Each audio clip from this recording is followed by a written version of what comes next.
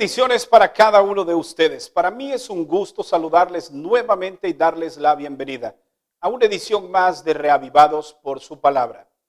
Hoy meditaremos en el capítulo número 21 del libro de Hechos. Los informes que recibían los líderes de Pablo eran impresionantes.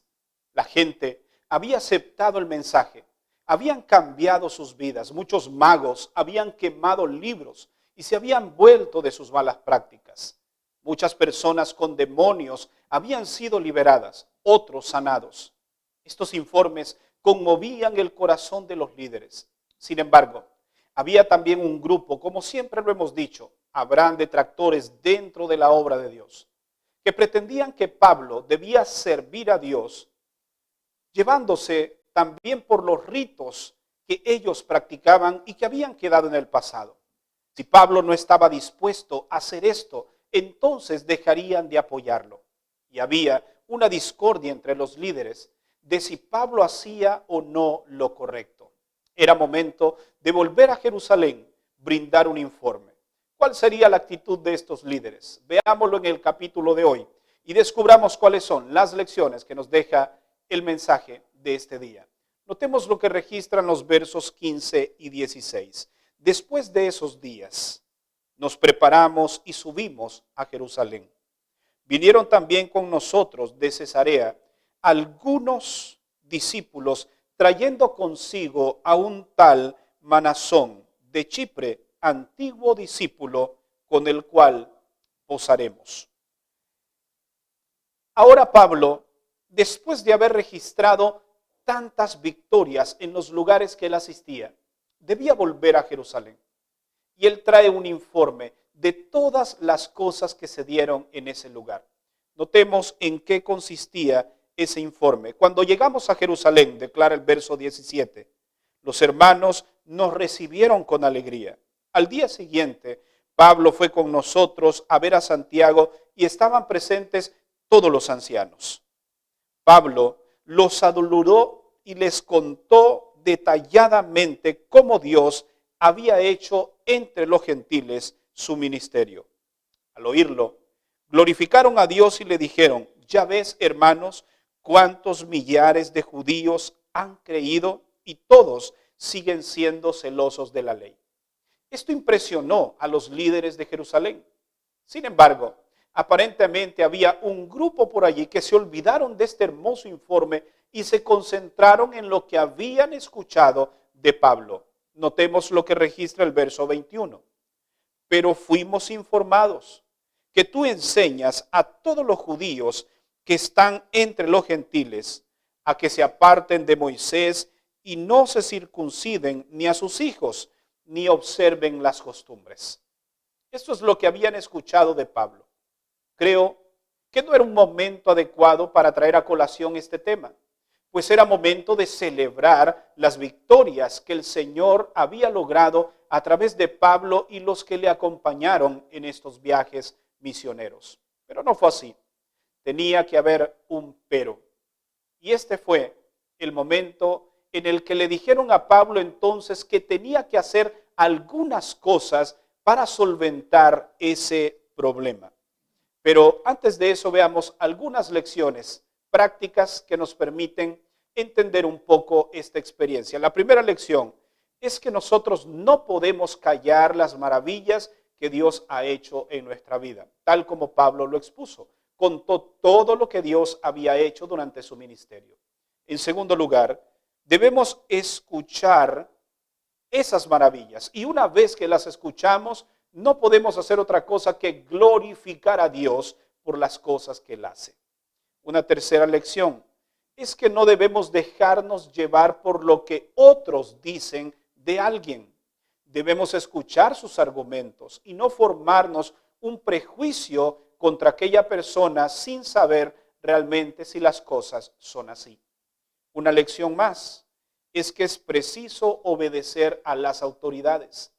Ellos le dijeron a Pablo: ve, lávate, límpiate, purifícate junto con estos hombres para evitar cualquier prejuicio entre los que están aquí con nosotros. Y Pablo así lo hizo, porque Pablo respetaba las autoridades que habían sido puestas por Dios.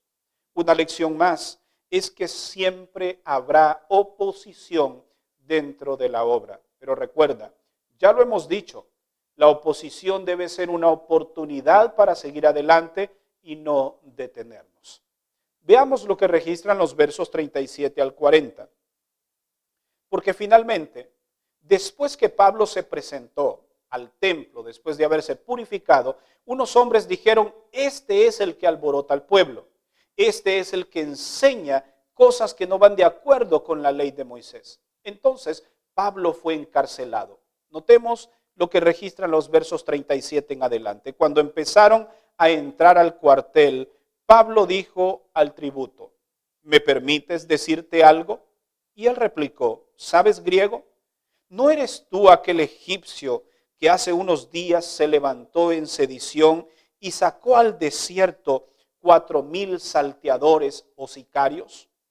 Pablo respondió: yo soy judío, ciudadano de Tarso, ciudad no obscura de Cilicia. Te ruego que me permitas hablar al pueblo.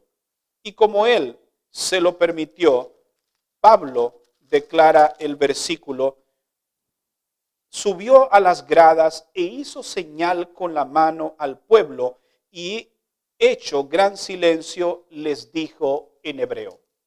Y es así como comienza el discurso en defensa de él mismo. Pablo ante las autoridades debía dar razón de lo que les estaban acusando. Y él se levantó y dijo: esto es lo que quiero decir. Ese discurso lo analizaremos el día de mañana en el capítulo número 22. Pero por ahora permíteme dejar contigo el siguiente pensamiento. Siendo que en la obra de Dios siempre encontraremos obstáculos, siempre encontraremos dificultades, no te desanimes. Es posible que muchos de nosotros tengamos que pagar el precio de la libertad por amor a Cristo. Es posible que muchos tengamos que pagar incluso con nuestra propia vida el hecho de amar al Señor. Pero no te desanimes, no te angusties, porque el Señor estuvo, está y estará con su iglesia. Dios no abandona a los fieles. Aquí encontramos a Pablo encarcelado, producto de su fe, producto de muchos malos entendidos. Era una injusticia la que estaban haciendo con él. Pero recuerda que el Señor prometió en el libro de Salmos, capítulo 23, versículo 4. Aunque andes en valle de sombra y de muerte, no temerás mal alguno, porque yo estoy contigo. Y veremos cómo Dios de manera milagrosa salvó una vez más a Pablo. Y lo puede hacer también contigo. Me gustaría orar por ti, porque posiblemente en este momento tú estés pasando dificultades por tu fe. No encuentras un empleo por serle fiel a Dios. Tal vez fuiste corrido de alguna empresa porque te mantuviste firme a tus convicciones y no sucumbiste ante la mentira, ante la tentación, ante el fraude, y te tuvieron que sacar de la empresa. Es posible que en este momento estés pasando una situación económica premiante porque no accediste a realizar un negocio que te propusieron, pero sabías que era un negocio oscuro y prefieres estar así esperando que Dios haga un milagro por ti. Dios lo hará. Únicamente confía, espera en el Señor y Él se manifestará en tu favor, porque Dios ama a los que son justos y practica la justicia en favor de ellos. Me gustaría orar por ti si este es tu caso. Señor, cuán difícil es serte fieles. Mejor dicho, no es que sea difícil. Es fácil cuando estamos tomados de tu mano, pero las consecuencias no son fáciles. Hoy nos depositamos en tus manos de amor para que tú nos ayudes a perseverar, a no desanimarnos y a mantenernos fieles a nuestras convicciones, a los principios que tu palabra establece, a pesar de las circunstancias. Que sabemos que no estamos solos. Gracias por tu presencia. Gracias por tu compañía. En el nombre de Jesús. Amén. Gracias por habernos acompañado en el mensaje de este día. Recuerda que mañana estaremos nuevamente aquí para una vez más ser reavivados por su palabra. Que Dios te bendiga.